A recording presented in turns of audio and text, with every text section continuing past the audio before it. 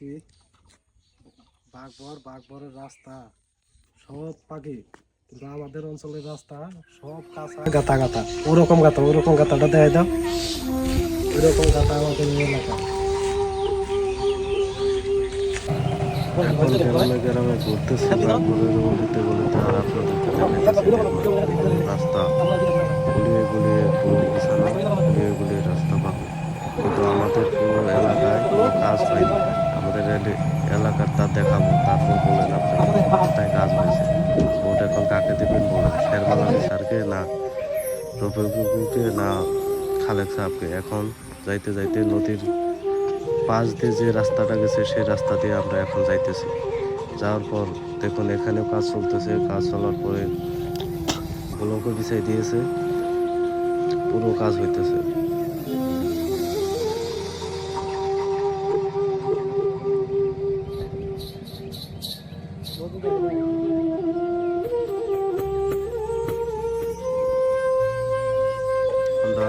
আসলে আজকে ইলেকশনের রেজাল্ট দিব, তো সেই জন্য আজকে এই ভিডিওটা পোস্ট করতেছি।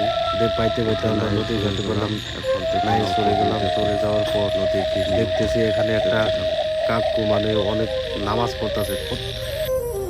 তার ভিতরে আল্লাহ কিরকম ইমান ঢেলে দিয়েছে, এরকম সবাইকে ইমান দেওয়া উচিত।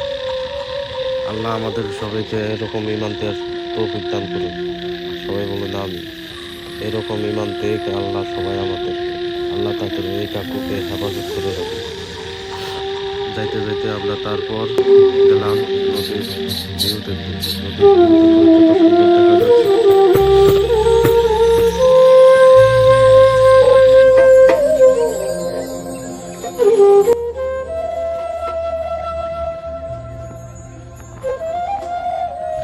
এখন আমাদের রাস্তা আপনাদের সবাইকে দেখাইতে। আলাগাঁও থেকে গরমবাজার যাওয়ার যেটা রাস্তা আছে, সেই রাস্তার এরকম অবস্থা। একটা গাড়ি আইতেছে, দেখতেছেন, এটা দেখুন কি একটা অবস্থা, এই গ্রামের অবস্থা, রাস্তার অবস্থা। গাড়িটা যাই, তারপরে ঘুরতেছি।